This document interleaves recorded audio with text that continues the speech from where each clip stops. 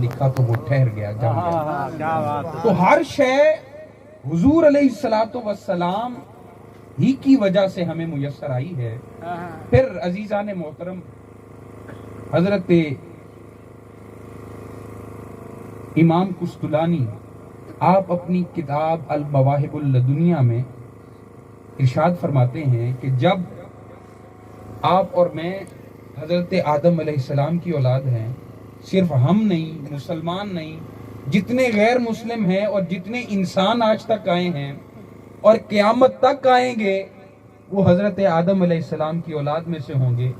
अजीज़ान मोहतरम, जब अल्लाह रब्बुल इज़्ज़त ने, इमाम कुस्तुलानी फरमाते हैं कि अल्लाह रब्बुल इज़्ज़त ने हजरत आदम अलैहिस्सलाम को ज़मीन पर भेजा, उनके साथ हजरत अम्मा हव्वा को भी भेजा। तो जब हजरत आदम अलैहिस्सलाम ने उनकी तरफ अपना मिलान देखा, अपनी रग़बत देखी, तो उनकी तरफ आगे बढ़ने लगे। तो अल्लाह रब्बुल इज़्ज़त ने फरमाया कि आदम, तुम्हारे लिए ये जायज़ नहीं है उनके करीब जाना। सबसे पहले मेहर अदा करो, हक मेहर अदा करो, तो फिर ही तुम्हें इजाजत होगी कि उनके तरफ जाओ। तो उन्होंने पूछा फरिश्तों से कि वो हक मेहर क्या होगा? तो आपने, अल्लाह रब्बुल इज़्ज़त ने हुक्म दिया फरिश्तों को कि जाके कह दो कि मेरे नबी पर दरूदो सलाम भेजें, दरूदो सलाम के गजरे मेरे नबी पर निछावर करें, तो आपका ये हक मेहर होगा। तो हम सारे हजरत आदम अलैहिस्सलाम की औलाद में से हैं, उन्हीं के बच्चे हैं, मुसलमान हैं या गैर मुस्लिम हैं, जो भी इंसान है उन्हीं की औलाद में से है, जो जिस निकाह के वसीले से और जिसके बाद हम पैदा हुए हैं, उसका मेहर हुजूर अलैहिस्सलातु वस्सलाम का दुरूद सलाम। अजीज़ान मोहतरम, ये इतनी मुबारक शय है कि इससे बड़ा वजीफा किसी का नहीं हो सकता कि जो दुरूद पाक पढ़े, जो मुश्किलात हैं उसके दिल में, उसको कोई मुश्किलात पेश आ रही हैं किसी हवाले से, वो हुजूर अलैहिस्सलातु वस्सलाम का जिक्र मुबारक करे, हुजूर अलैहिस्सलातु वस्सलाम पर दरूद भेजे, उसकी मुश्किलात हल हो जाएंगी। आप हजरत उबई बिन काब हुजूर अलैहिस्सलातु वस्सलाम की बारगाह में आते हैं, आके अर्ज गुजार होते हैं कि हुजूर, कितना वक्त मैं अल्लाह रब्बुल इज़्ज़त के हुजूर जब दुआ के लिए हाथ उठाऊं तो उसमें आप पर दरूद भेजूं, और कितने हिस्से में मैं अल्लाह रब्बुल इज़्ज़त से अपनी दुआ मांगूं। आप हुजूर अलैहिस्सलातु वस्सलाम ने फरमाया कि उबई बिन काब, जितना तुम्हारा दिल चाहे मुझ पर दरूद भेजो, और जितना तुम्हारा दिल चाहे और जिस वक्त के हिस्से में अल्लाह रब्बुल इज़्ज़त से दुआ करना चाहो कर दो, तुम्हारी मर्जी है, तुम्हारी मर्जी पर मौकूफ है। तो वो अर्ज गुजार हुए, हुजूर, क्या एक हिस्सा आप पर दरूदो सलाम पढ़ूं और दो हिस्से में अल्लाह रब्बुल इज़्ज़त के हुजूर दस्ते सवाल दराज करूं, दुआ मांगूं, तो क्या ये बेहतर होगा? तो हुजूर अलैहिस्सलातु वस्सलाम ने फरमाया कि हाँ, बेहतर है। अगर इससे दरूद का हिस्सा थोड़ा और बढ़ा दो तो और बेहतर होगा। तो वो अर्ज गुजार हुए, हुजूर, अगर दो हिस्से आप पर दरूद भेजूं और एक हिस्सा अल्लाह रब्बुल इज़्ज़त के हुजूर दुआ के लिए हाथ उठाऊं और दुआ मांगता रहूं, क्या ये अब बेहतर है? तो हुजूर अलैहिस्सलातु वस्सलाम ने फरमाया कि बेहतर है, मगर इससे थोड़ा और वक्त दरूद का बढ़ा दो और दुआ से भी ज्यादा कर दो तो और बेहतर होगा। तो वो अर्ज गुजार हुए कि हुजूर, अब मैं जब भी अल्लाह रब्बुल इज़्ज़त के हुजूर दुआ के लिए आप हाथ उठाऊंगा तो हर वक्त दुआ के वक्त में आप पर दरूद और सलाम पेश करूंगा। तो क्या अब बेहतर है? हुजूर अलैहिस्सलातु वस्सलाम ने फरमाया कि उबई बिन काब, अगर तुम ऐसा करोगे जिस तरह तुमने कहा है कि मैं हर घड़ी दुआ के लिए हाथ जब भी उठाऊंगा तो सारा दुआ का वक्त आप पर दरूद और सलाम पढ़ता रहूंगा, तो सुन लो, तुम्हारे सारे गुनाह भी माफ हो जाएंगे और तुम्हारी सारी हाजतें भी रवा हो जाएंगी। अजीज़ान मोहतरम, ये वो नाम है, ये ऐसा बरकतों वाला नाम है, और दरूद पाक ऐसा बेहतरीन वजीफा है कि जिसके जरिए सारे गुनाह भी माफ हो जाते हैं और सारी मुश्किलात भी हल हो जाती हैं। हुजूर अलैहिस्सलातु वस्सलाम ने फरमाया कि जो मुझ पर एक बार दरूद भेजता है اللہ رب العزت اس پر 10 رحمتیں نازل فرماتا ہے، 10 گناہ معاف فرماتا ہے، 10 نیکیاں عطا کرتا ہے اور 10 درجات بھی بلند کرتا ہے۔ تو یہ ایک بہترین وظیفہ ہے۔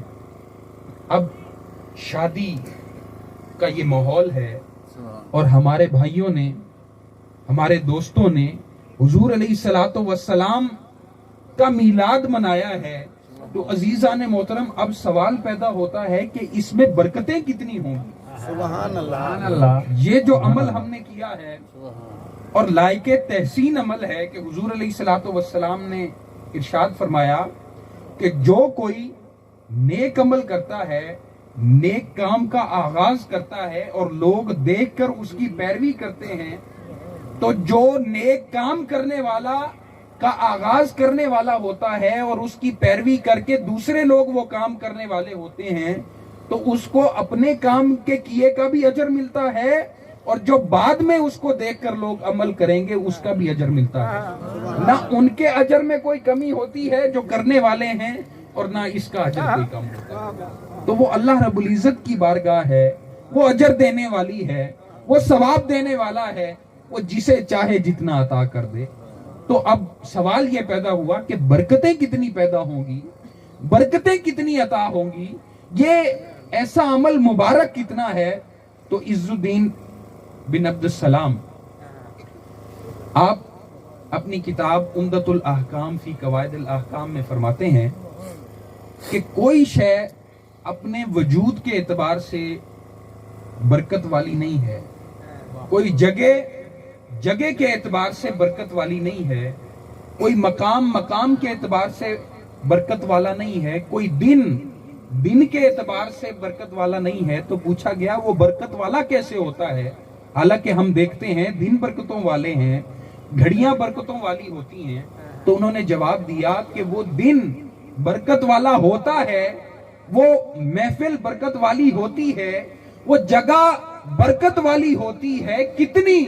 کہتے ہیں جتنا اس کے ساتھ نسبت اس کو جس کے ساتھ ہوتی ہے، جتنا برکتوں والا وہ ہو، جس کا تعلق جس سے ہو۔ اب میلاد مصطفیٰ کی محفل ہے تو تعلق کس سے ہے؟ حضور علیہ الصلوۃ والسلام سے۔ تو کتنی برکتیں ہوں گی؟ حضور کی شان حد میں آنے والی نہیں ہے، تو اس کے وسیلے سے جو برکتیں نازل ہونے والی ہیں وہ بھی گننے میں نہیں آنے والی۔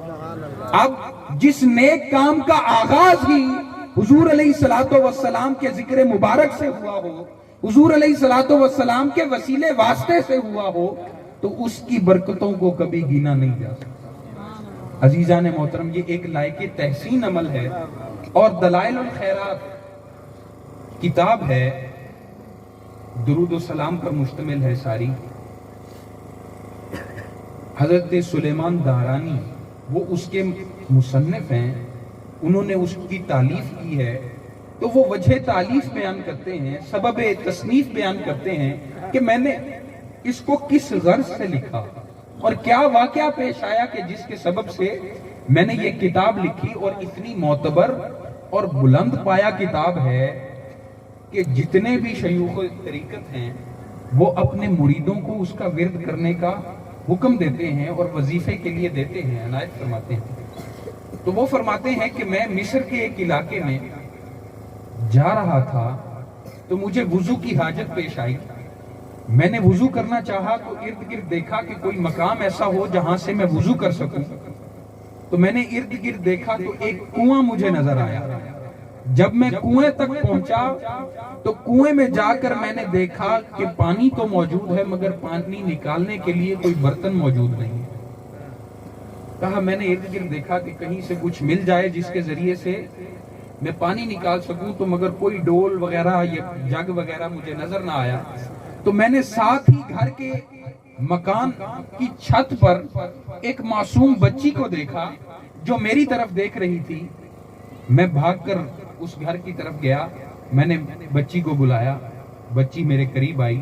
میں نے کہا بیٹی تمہارے پاس کوئی ایسا برتن ہے کہ جس کے ذریعے میں کنویں سے پانی نکال سکوں؟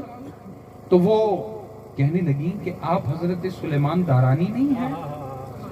آپ کہنے لگے کہ ہاں میں حضرت سلیمان دارانی ہوں، تم نے صحیح پہچانا ہے۔ وہ کہنے لگی آپ کا تو شورا شرق سے غرب تک ہے، ہر کوئی آپ کو بڑا کامل شیخ مانتا ہے، آپ بغیر ڈول کے پانی نہیں نکال سکتے کنویں سے؟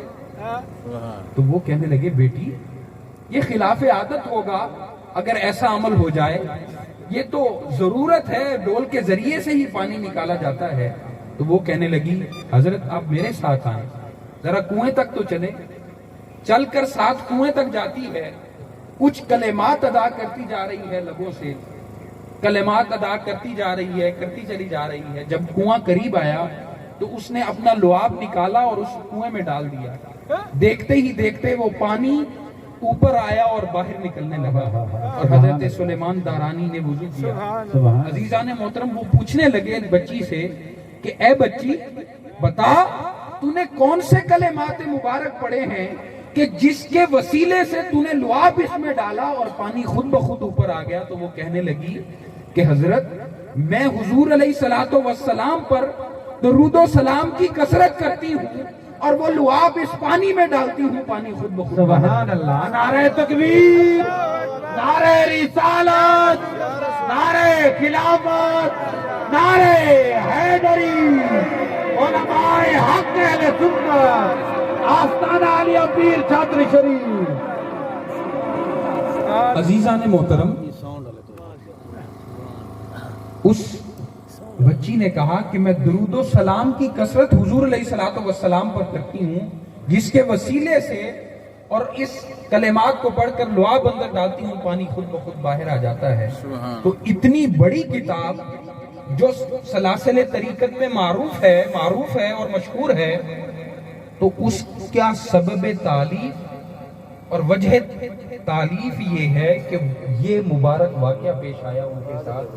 انہوں نے پھر نیت کی کہ میں حضور علیہ الصلوۃ والسلام پر درود و سلام کی مختلف جو روایات ہیں ان کو ایک کتاب میں جمع کروں گا، تو انہوں نے وہ جمع کی۔ اسی طرح امام ابن حجر مکی آپ فرماتے ہیں کہ میں ایک درویش بیان فرماتے ہیں کہ میں نے خواب میں ایک شخص کو دیکھا جو مجھ سے پہلے وفات پا چکا تھا، وہ ابھی حیات تھے، جس کے بارے میں روایت کر رہے تھے وہ وفات پا چکا تھا۔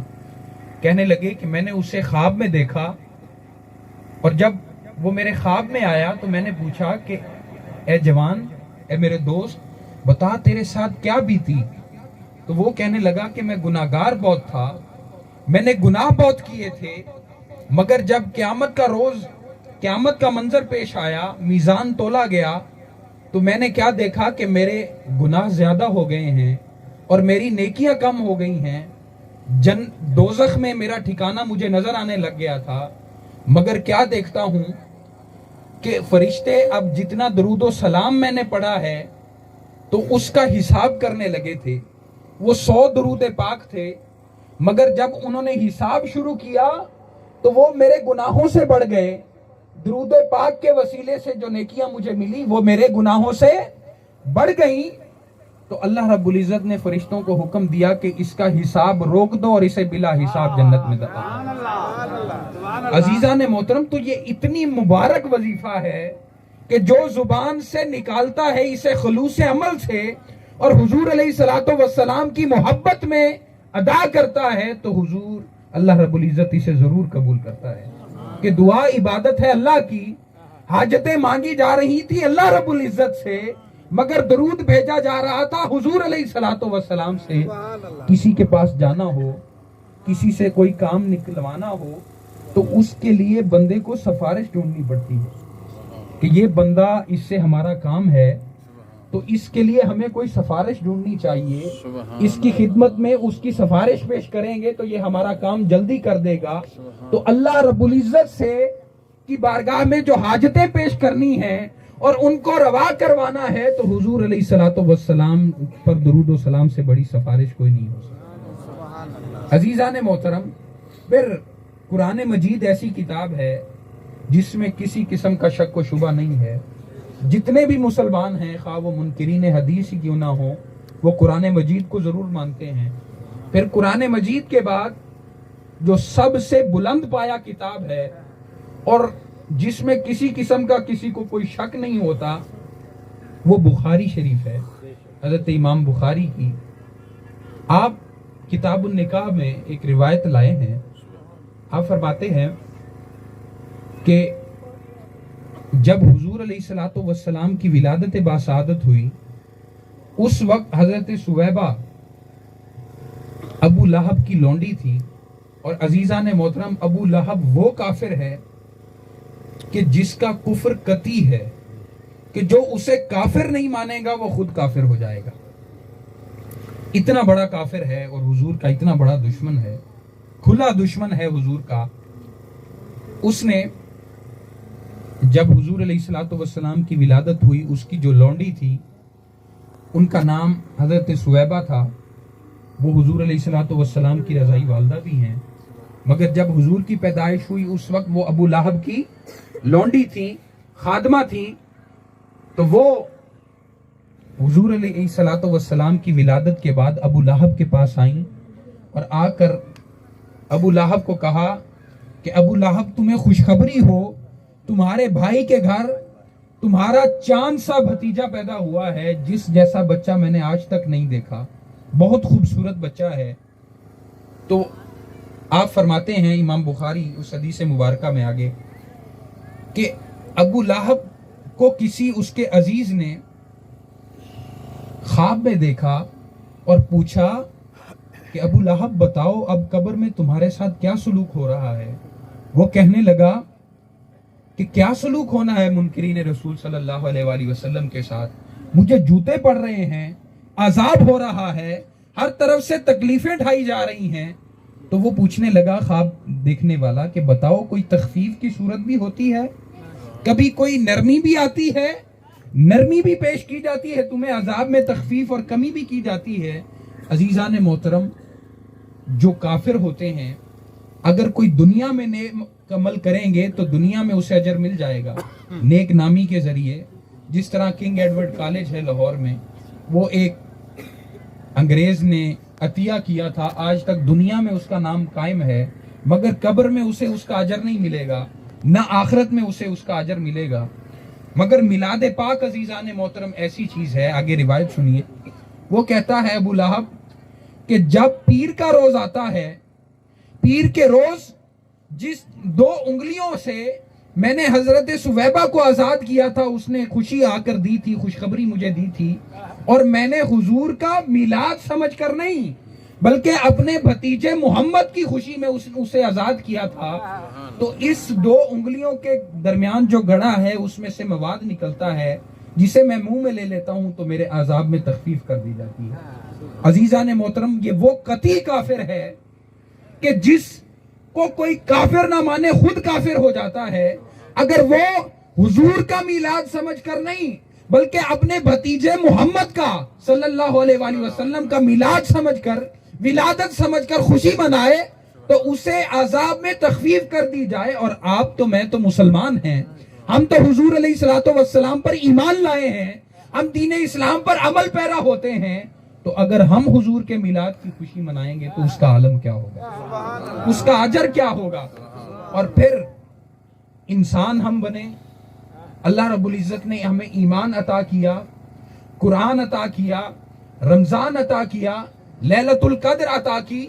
लैलतुल कद्र के बारे में फरमाया कि लैलतुल कद्र खैरुम मिन अल्फि शहर, कि ये ऐसी रात है जो 1000 रातों से अफजल रात है।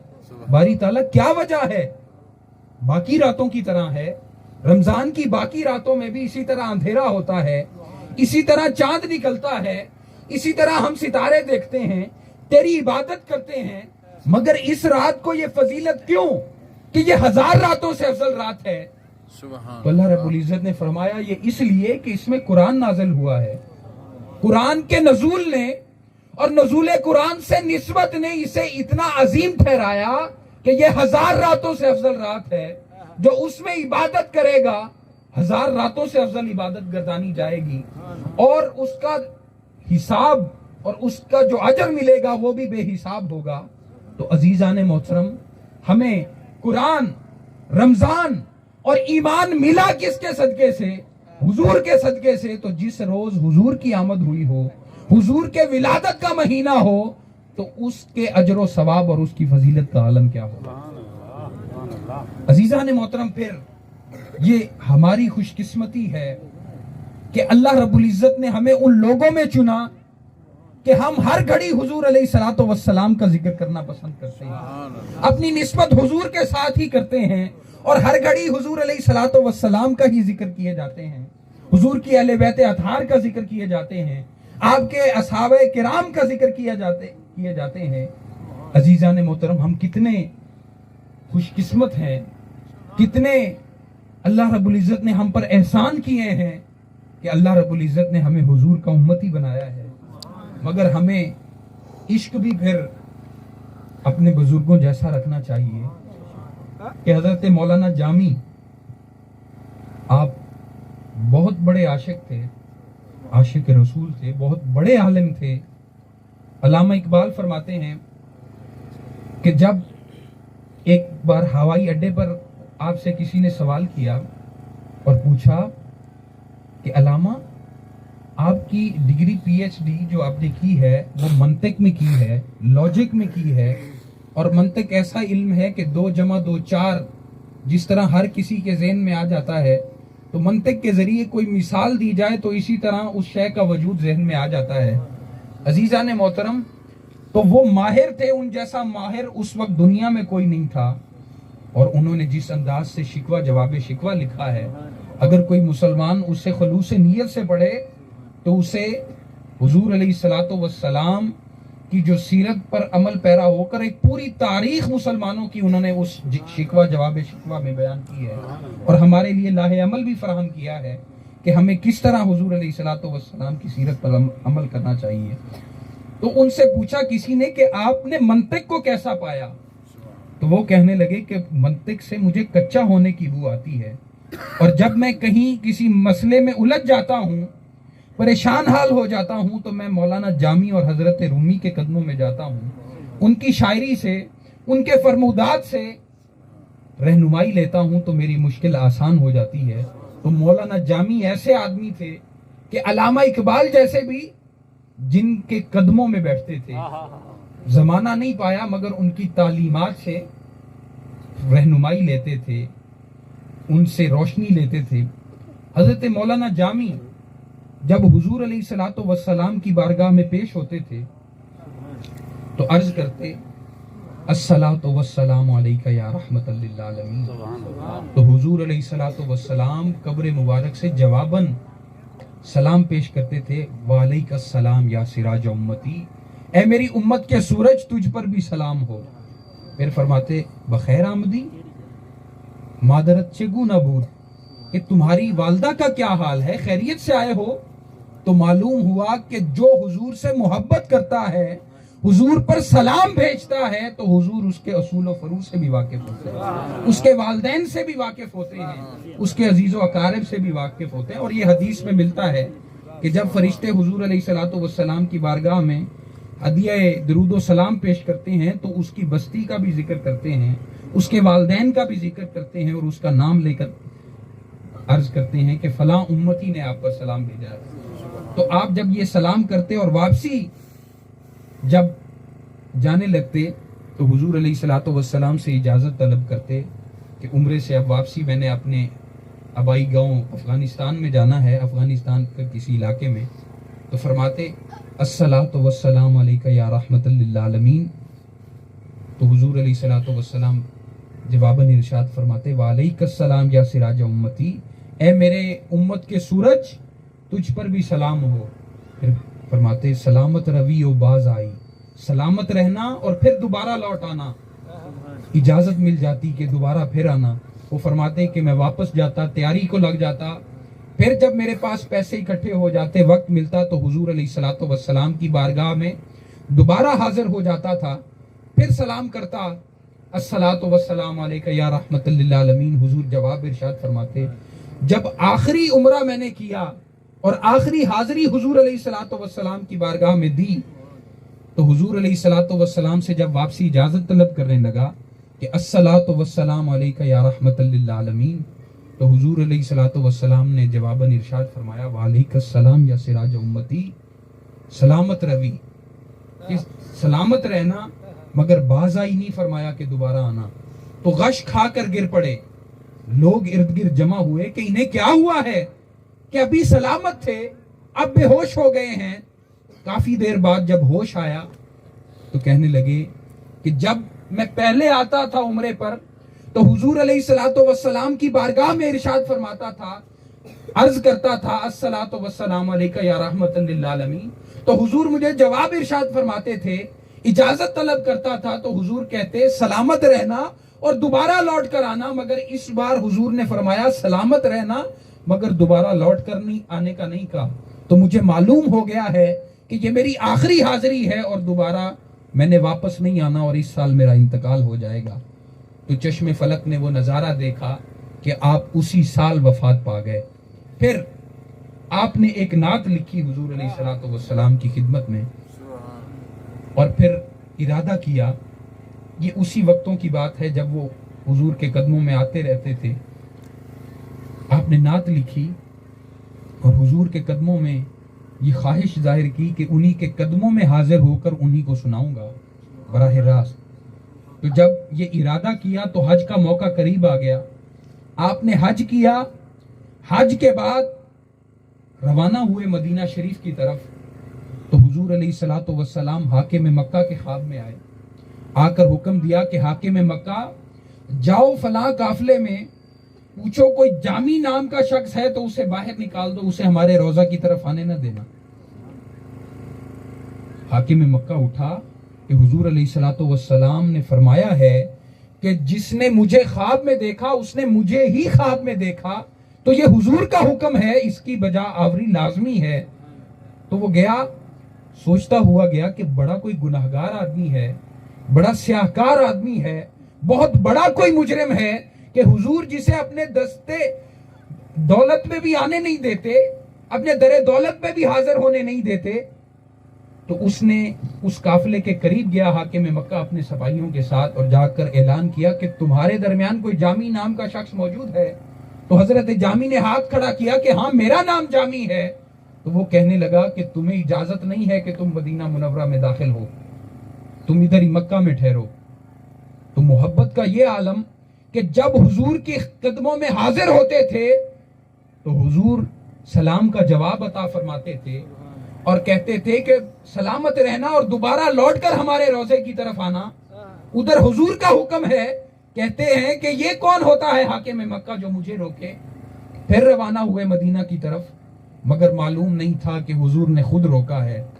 जाने लगे चोरी छुपे तो हाकिम मक्का को फिर ख्वाब में हुजूर की ज़ियारत होती है। तो हुजूर फरमाते हैं कि जामी फिर हमारी तरफ आना चाह रहा है, तुम उसे रोको। तो आप रवाना हुए, रास्ते में जा रहे हैं तो हाकिम मक्का अपने सिपाहियों के साथ फिर आ जाता है तो कहता है मौलाना जामी तुम्हें इजाजत नहीं है कि तुम हुजूर के कदमों में जाओ, तुम इधर ही रुको, मक्का छोड़कर नहीं जा सकते। दूसरी बार फिर मोहब्बत सीने में मौजज़न होती है, रहा नहीं जाता हुजूर अलैहिस्सलातु वस्सलाम के दरे दौलत पर हाजिरी के बगैर। आप कहते हैं कि हाकिम मक्का कौन होता है जो मुझे रोके। इधर देखा एक रेवड़ जा रहा है भेड़ बकरियों का, तो उसके साथ रवाना हो गए छुपकर। तो हुजूर को फिर ख्वाब में हाकिम मक्का ख्वाब में फिर हुजूर की ज़ियारत करता है। हुजूर फिर हुक्म देते हैं कि जामी फिर हमारी तरफ आ रहा है, उसे रोको। उसे गुस्सा आया हाकिम मक्का को, तैश आया कि ये कैसा शख्स है, इसे बार बार रोकते हैं, ये फिर रवाना हो जाता है। वो दौड़ कर गया और उसने सिपाहियों को हुक्म दिया जहां कहीं से भी मिले उसे गिरफ्तार कर लो और सलाखों के पीछे डाल दो। उन्हें गिरफ्तार किया गया मौलाना जामी को और सलाखों के पीछे डाल दिया गया। तो फिर हुजूर की ज़ियारत उसे ख्वाब में होती है हाकिम मक्का को। हुजूर फरमाते हैं जामी हाकिम मक्का, जामी कोई मुजरिम नहीं है, उसने कोई गुनाह नहीं किया, वो मुजरिम किसी तौर भी नहीं है। गोया हुजूर ने उनकी बेगुनाही की दलील दे दी कि वो बेगुनाह है, मुजरिम नहीं है, उसने कोई ऐसा काम सरजद नहीं दिया जिसकी वजह से तुमने उसे जेल में डाला है, बल्कि उसने मेरी मोहब्बत में एक नात लिखी है और मेरे कदमों में खड़े होकर सुनाना चाहता है।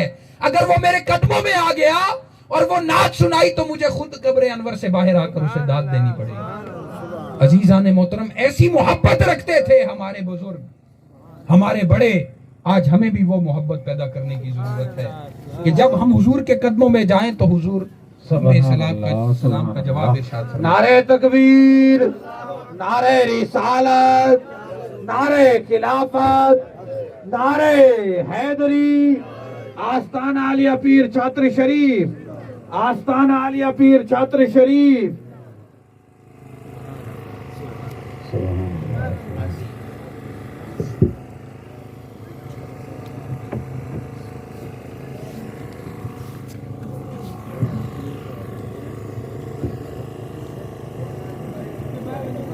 تمام احباب تشریف رکھو، تمام احباب تشریف رکھو۔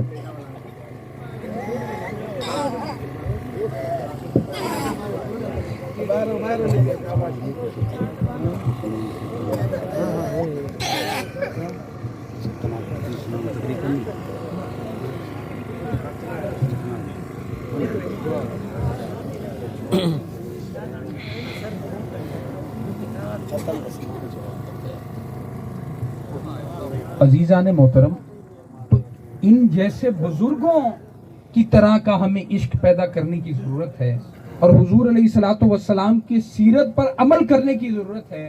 ایک دفعہ علامہ محمد اقبال ابھی بچپن میں تھے، معصوم بچے تھے، اسکول پڑھتے تھے، گھر واپس آ رہے ہیں، کیا دیکھتے ہیں کہ سامنے ان کے در دولت پر، ان کے گھر کے باہر ایک فقیر کھڑا ہے، مانگنے والا کھڑا ہے، اس نے اپنے ہاتھوں میں ریگزاری پکڑی ہوئی ہے۔ تو جب آپ نے اسے دیکھا تو آپ کے دل میں ایک شرارت سوجی کہ کیوں نہ اس کے ساتھ کوئی شرارت کی جائے۔ تو آپ قریب آئے تو اس ریگزاری پر ہاتھ مارا تو وہ نیچے گر کر ٹوٹ گئی اور اس کے جو بھی پیسے اس نے اکٹھے کیے تھے وہ بکھر گئے۔ تو آپ کے والد محترم اس اندر گھر کی کھڑکی سے یہ ماجرا سارا دیکھ رہے تھے کہ میرا بیٹا کیا کر رہا ہے۔ تو جب حضرت علامہ اقبال نے یہ عمل کیا تو وہ دوڑ کر باہر آئے اور اس فقیر کی ریگزاری اکٹھی کی، سارے پیسے اکٹھے کیے اور اپنی جیب میں جتنے پیسے تھے وہ بھی اس میں ڈال دیے اور کہا کہ مجھے معاف کر دینا، میرے بیٹے نے یہ عمل کیا ہے۔ تو پھر جب علامہ اقبال گھر آئے، دونوں اکٹھے بیٹھے تو آپ فرمانے لگے آپ کے والد کہ علامہ اقبال، میں حضور علیہ الصلوۃ والسلام کو کل قیامت میں کیا منہ دکھاؤں گا کہ تو نے اپنے بچے کی ایسی تربیت کی ہے کہ جو تمہارے در پر بھکاری آتا ہے وہ اس کی ریگزاری توڑ دیتا ہے، اس کا کاسا توڑ دیتا ہے، کیا تم نے ہماری محبت کا یہی صلہ پایا ہے؟ تو علامہ اقبال مغموم ہو گئے۔ اور پھر یہ اسی واقعہ کا نتیجہ ہے کہ آپ نے وہ ارشاد فرمایا، فارسی کلام ہے ان کا، اب مجھے ذہن میں نہیں، کہ حضور اللہ رب العزت کی بارگاہ میں عرض کرتے ہیں کہ باری تعالیٰ جب قیامت کا روز ہو اور تو نے اگر میرا حساب کتاب کرنا ہی ہو، لازم ٹھہر جائے تو مجھے دور کر دینا حضور علیہ الصلوۃ والسلام کی نظروں سے، کہ میرے اعمال اس قابل نہیں ہے کہ میں حضور علیہ الصلوۃ والسلام کے سامنے پیش ہو چکوں۔ باری تعالیٰ تو مجھے اول تو مجھے فضل سے بخش دینا، مگر حساب لینا ضروری ٹھہرے تو مجھے حضور کی نظروں سے اوجل کر دینا، از نگاہ مصطفیٰ پنہاں بگیر، حضور علیہ الصلوۃ والسلام کی نگاہوں سے مجھے دور کر دینا۔ اور حضور علیہ الصلوۃ والسلام کو آج لائق تحسین ہے ملازم حسین صاحب اور ان کے بیٹے، جنہوں نے شادی کی خوشیوں کا آغاز حضور علیہ الصلوۃ والسلام کے میلاد مبارک سے کیا ہے اور حضرت آدم علیہ السلام کی سنت پر عمل کیا ہے کہ انہوں نے بھی جب اپنا نکاح کیا اور حق مہر ادا کیا تو حضور علیہ الصلوۃ والسلام پر درود و سلام کی کثرت سے کیا۔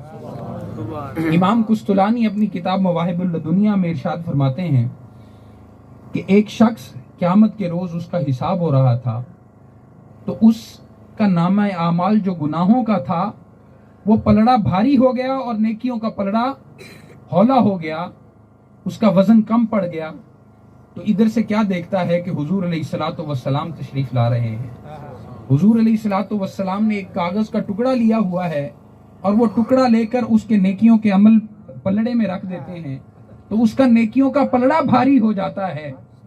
وہ حضور علیہ الصلوۃ والسلام کی بارگاہ میں عرض کرتا ہے کہ حضور یہ کیا چیز تھی جو آپ نے میرے نامہ اعمال میں رکھی میرا نیکیوں کا پلڑا بھاری ہو گیا، وگرنہ جو میرے اعمال تھے تو وہ جہنم میں جانے کے قابل تھے، یہ آپ نے کرم کیا جس کی وجہ سے میری نیکیوں کا پلڑا بھاری ہو گیا۔